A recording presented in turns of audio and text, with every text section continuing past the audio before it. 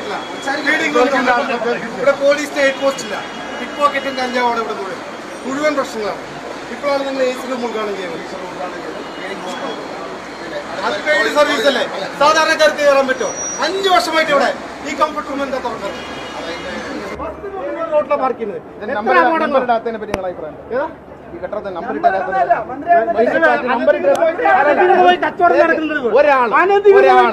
അനധികൃത കച്ചവടം നടക്കണം. പാർക്കിന് ടെൻഡർ ചെയ്തിട്ട് മുഴുവൻ അനധികൃത അതെങ്ങനെ നമ്മൾ കൊടുക്കാൻ പറ്റുക? ഈ ഒരു നമ്പർ ഇട്ട് കൊടുക്കുന്നത് മുനിസിപ്പാലിറ്റി അവർക്ക്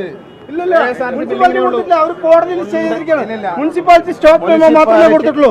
മുനിസിപ്പാലിറ്റി സ്റ്റോപ്പ് മെമ്മോ മാത്രമേ കൊടുത്തിട്ടുള്ളൂ. ഞാൻ നിങ്ങളെ സംസാരിക്കാൻ വിളിക്കുമ്പോൾ നിങ്ങൾ മാത്രം സംസാരിച്ചാൽ മന്ത്രി പറയും. ഒരു മന്ത്രി എന്ന നിലയിൽ ഞാൻ സംസാരിക്കണം. അവർക്ക് ടെമ്പററി നമ്പർ ഇട്ട് കൊടുത്ത മുനിസിപ്പാലിറ്റിയാണ്, കോടതിയല്ല.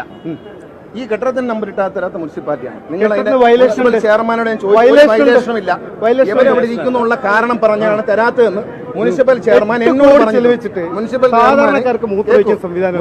ചെയർമാനെ ഞാൻ വിളിക്കുമ്പോൾ എന്നോട് മുനിസിപ്പൽ ചെയർമാൻ പറഞ്ഞു ഇവരെ മാറ്റാതെ നമ്പർ ഇട്ട് തരില്ല എന്ന്. ബഹുമാനപ്പെട്ട ഹൈക്കോടതി ഞങ്ങൾ അറിയിച്ചിട്ടുണ്ട്, ഇവരെ ഒഴിഞ്ഞു കൊടുക്കാതെ മുനിസിപ്പാലിറ്റി നമ്പർ തരില്ല എന്ന് പറഞ്ഞിട്ടുണ്ട് എന്ന് കോടതി അറിയിച്ചിട്ടുണ്ട്. കോടതി ഇവരോട് ഒഴിഞ്ഞു പോകാൻ പറഞ്ഞ അമ്മര് കാശ് വാങ്ങിക്കുന്നില്ല.